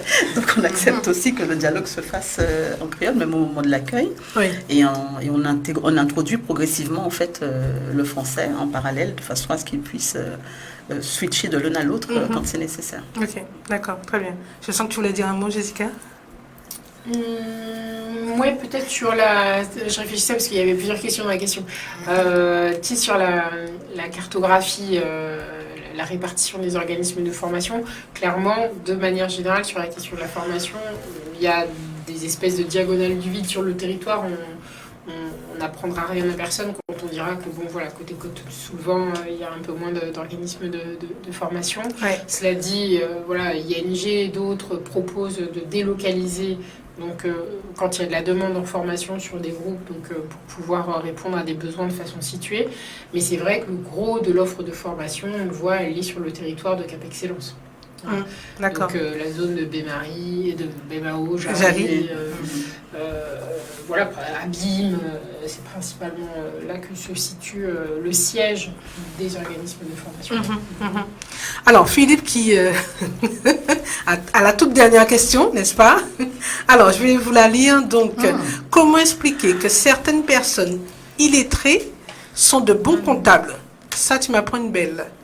Est-ce qu'il y a une réponse à cela? Il y a lire, écrire, compter et utiliser le numérique. D'accord. Et comme je disais tout à l'heure, il y en a qui sont lecteurs ou scripteurs. Des fois, il y en a qui maîtrisent les mathématiques très bien, mais qui ne sont pas en mesure effectivement de lire et d'écrire. Mais ils ont très bien compris la logique mathématique et sont capables de l'appliquer.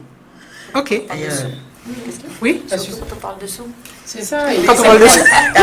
Ils savent compter. Alors, il y en a qui nous disent précisément, moi, je veux apprendre à compter mon argent, à vérifier quand on me le remet, à faire mes courses seule, parce que je ne veux pas me faire avoir. Donc, il y en a qui me demandent précisément, qui ont cette demande-là en disant, apprenez-moi à faire ça.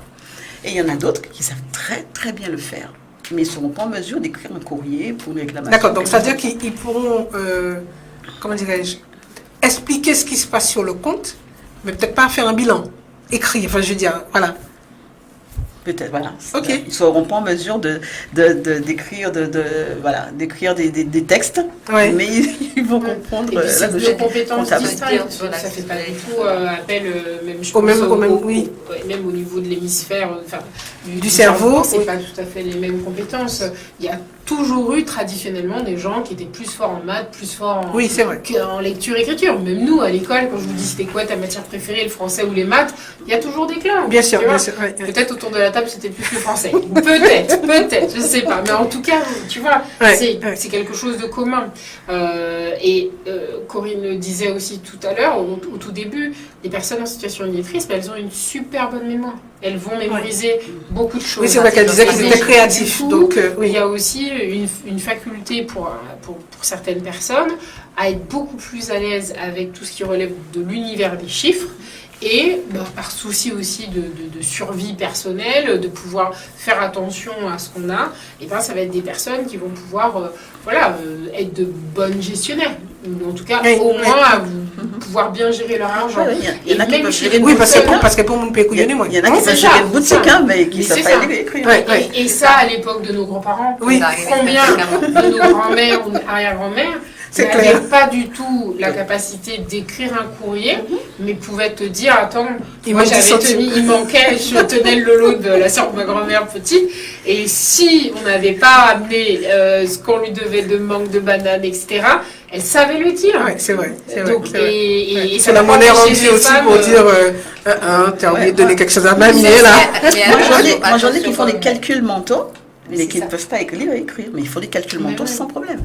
D'accord. Mais il y a quand même, il faut faut quand même signaler, enfin on parle d'innumérisme quand vraiment la personne n'a une méconnaissance des chiffres. Merci pour la question Philippe, j'en profite. Il y a ce qu'on appelle une des compétences même qui existent dans le CLEA, c'est mobiliser les règles de calcul dans la vie quotidienne. Et c'est vrai que mobiliser les règles de calcul, par contre, ça peut être différent. Donc savoir effectivement compter, savoir calculer, c'est vrai que des fois que ça ne suffit pas non plus à qualifier les candidats de bons comptables. Mais en tout cas, ils ont suffisamment effectivement de connaissances en calcul pour ne pas effectivement se tromper, surtout quand je disais quand on parle d'euros. Donc il est important quand même de le signaler, qu'ils développent en fait d'autres compétences, surtout quand ils n'ont pas la maîtrise de l'écrit, mais voilà, ils utilisent des stratégies pour maîtriser donc d'autres compétences. Et pouvoir s'en sortir effectivement. Voilà, l'électrisme et l'intelligence, c'est quelque chose qui sont complètement dissociés. Bon, d'accord. Bon, maintenant, j'espère, Philippe, que tu as eu la réponse. Et nous aussi, de comprendre qu'on développe différentes compétences. Ça ne fait pas appel, Jessica le disait, à différentes parties du cerveau. Quand on a ces facultés pour les comptes, les chiffres, et ben justement, après l'illettrisme, on a peut-être un métier en main que l'on peut exercer plus facilement. Et c'est ce qui, donc la sortie de l'illettrisme, c'est souvent, j'apprends un métier, je rentre en formation, ou alors je me débrouille mieux dans la vie, je suis plus autonome, je ne dépends plus des autres, je ne dépends plus de mes enfants, etc. Oui, c'est ça. C'est ça la sortie. Et ça a réveillé un appétit à l'apprentissage. Exactement, il y a un vrai appétit à l'apprentissage, parce qu'en fait, ce goût de l'apprentissage, il l'avait pas, il avait perdu, mais maintenant qu'ils se rendent compte de ce qu'ils peuvent faire avec, c'est impressionnant. C'est ça. Juste un petit exemple comme ça, j'ai un jeune homme qui a une montre. Il avait une montre. Et puis, il avait rendez-vous avec... Alors, je devais le voir faire un entretien, mais rapide avec lui. Et il avait un rendez-vous après. Et j'ai vu qu'il avait une très belle montre. Alors, je lui ai dit, écoute, ok, dans combien de temps tu as ton rendez-vous? Il n'arrive pas à me répondre. Je lui dis, mais attends, là, il est telle heure et tu as rendez-vous à telle heure. Donc, dans combien de temps on a rendez-vous? Mais il n'est pas en capacité de le faire. Je lui dis, écoute, tu as une montre. Je vais te montrer comment tu peux utiliser ta montre, etc. Et, tout. Et puis, je lui ai montré plein de choses, comment faire pour calculer le temps qui nous reste, etc. Et tout. Il m'a dit, mais finalement, je vais venir en formation avec toi, parce que j'ai besoin de ça. Parce que j'ai besoin de ça. Tu as mis le doigt sur le... Et voilà. Je ne voulais pas entendre parler de formation du tout. Oui, c'est ça. En fait, j'ai détourné la chose en utilisant sa montre, parce que c'est son quotidien, c'est sa montre qu'il en a besoin, il l'utilise. Maintenant, je lui montre comment l'utiliser. Il me dit, mais finalement, je vais venir en formation avec toi, parce que j'ai besoin de ça. Et quand on sait leur montrer, en fait, à quoi ça va leur servir dans la vie de tous les jours, comment je vais sortir de cette situation, qu'est-ce que je vais en faire? Là, absolument, c'est intéressant. ça. Comment je sors de l'illettrisme? C'est quand je fais quelque chose que j'ai envie de faire, en fait. Absolument. Et c'est pour ça que nous, on travaille beaucoup l'illettrisme autour du projet professionnel. Mais qu'est-ce que j'ai envie de faire? Qu'est-ce que j'ai envie d'apprendre? De quoi j'ai besoin? Et comme ça, là, je peux travailler à faire ça, comme ceux qui viennent nous voir, en disant, je veux apprendre à envoyer des mails, je veux apprendre à faire une recherche Internet, je veux apprendre à compter mon argent. Oui. C'est-à-dire que vraiment, pour un petit peu synthétiser, résumer un petit peu ce qu'on s'est raconté, c'est d'abord, il y a cette observation, vous prenez le temps d'observer, de discuter, parce que c'est ce qui permet de détecter finalement l'angle dans lequel on va pouvoir, le point d'appui, la porte d'entrée finalement qu'on va trouver pour amener à la formation. Parce que c'est sûr que quand on dit ça comme ça, la personne n'était pas en formation, et puis il y a certains mots qui peuvent être, comment dirais-je, un blocage. Voilà, c'est ça. Déjà, quand on parle illettrisme, la résonance que chacun peut avoir dans sa propre histoire. Ensuite, on s'est dit que, voilà, il y a des actions qui existent. On a trouvé comment on aborde la chose. On a réussi à ramener cette personne. Elle s'est sentie en confiance dans la façon dont on l'a abordée à l'accueil déjà. Donc, l'importance, effectivement, de profil pour ces différents strates de l'organisation pour amener la personne à cette formation. Maintenant qu'on a trouvé le lien, ça y est, elle a accepté de venir, parce qu'on a dit, c'est sur la base du volontariat. Elle est tout enjouée parce que ça y est, elle a eu le déclic de savoir sur quoi elle va se former, pourquoi il y a un intérêt, parce que c'est ça aussi la question. À 60 ans, je me suis déjà bien débrouillée dans ma vie, comme nous racontez nos affaires, formation, illetrisme, ça va aller, hein. Voilà, on n'a fait ça, mais il a trouvé la raison, il peut y aller. Et maintenant, ça y est, il est parti, poisson dans l'eau, d'ailleurs sa famille ne le reconnaît plus, il est parti. Ça serait tout le chômage. Voilà, c'est ça, il a suivi le conseil de Florence Napri, il est bon, il s'est pris en main, ça y est, il est parti. Donc, nous, on va terminer sur ces notes-là. Merci beaucoup, mesdames, d'être venues, de cette discussion qui en emmène. Hein. D'ailleurs, on a dit les journées nationales de lutte contre l'illettrisme ne font que commencer sur le territoire. Plus de 10 ans déjà d'action. Vous aurez l'occasion d'entendre jusqu'au 15 septembre des actions. Ici et là, on a dit, Sindra nous a parlé de Guadeloupe Formation avec des témoignages de personnes qui étaient en situation d'illettrisme. D'ailleurs, l'école Épice avec Tony Coco-Villois nous propose aussi un atelier de création d'histoire pour le cinéma. Voilà, il est possible de faire des choses. Il existe plein d'actions sur le terrain. J'ai une pensée pour l'association Lire pour en sortir, qui fait un travail formidable, parce que j'ai pu voir dans les réseaux sociaux, au sein des prisons. Voilà, on est en situation de détention. Je préfère dire ça que détenu. Voilà, c'est pas un statut à vie. Là aussi, on peut continuer à progresser, on peut continuer à avancer. Vous, maintenant, qui êtes sortis de ces situations-là, vous pouvez être témoin, on l'a dit, vous pouvez être moteur pour d'autres. N'hésitez pas à vous faire connaître, on ne reste plus seul. La situation de l'illettrisme, même si ça touche pour plusieurs personnes sur le territoire. Un dernier petit mot, mesdames, avant de nous laisser, je ne vais pas vous laisser comme ça. Un petit au revoir à tout le monde. Et puis, qu'est-ce qu'on peut leur dire maintenant ? Eh ben, ouvrez l'œil, sachez qu'il existe des structures sur le territoire, que l'illettrisme, cela a été dit, ça n'est qu'une situation, on peut en sortir. Et qu'en Guadeloupe, les acteurs qui constituent cet écosystème d'aidants possible, il est hyper vaste, toujours très désireux de pouvoir servir ses concitoyens, donc restez mobilisés. Parfait. Corinne ? Eh bien, l'illettrisme peut concerner tout le monde, d'accord ? Donc, il y a des solutions pour tout le monde, qu'on soit salarié, qu'on soit demandeur d'emploi. Il y a des solutions, c'est toujours possible. Alors, ça prendra le temps qu'il faut par personne, mais je pense que quand on a envie, on peut. Quand on trouve l'intérêt de faire la chose, on peut la faire. Donc, tous ceux que vous connaissez autour de vous et que vous sentez qu'ils ont ces difficultés, vous pouvez peut-être les aider à en parler. Parce que c'est déjà c'est être en mesure d'en parler. Une fois qu'on en a parlé, on peut maintenant se rendre compte de ce dont on a besoin et comment ensuite s'en sortir. Donc je vous souhaite à tous de pouvoir en parler avec les autres pour les aider à s'en sortir. Très bien. Eh bien, merci. Oui, ça va. Tout est dit. C'est vrai que la lutte contre l'illettrisme, c'est un combat qu'on mène depuis longtemps. Et je pense que, voilà, il n'est pas terminé, mais c'est surtout que ces personnes comprennent que voilà, ce n'est qu'une situation. C'est comme quand on n'a pas de sous, mais on peut en avoir après. Absolument.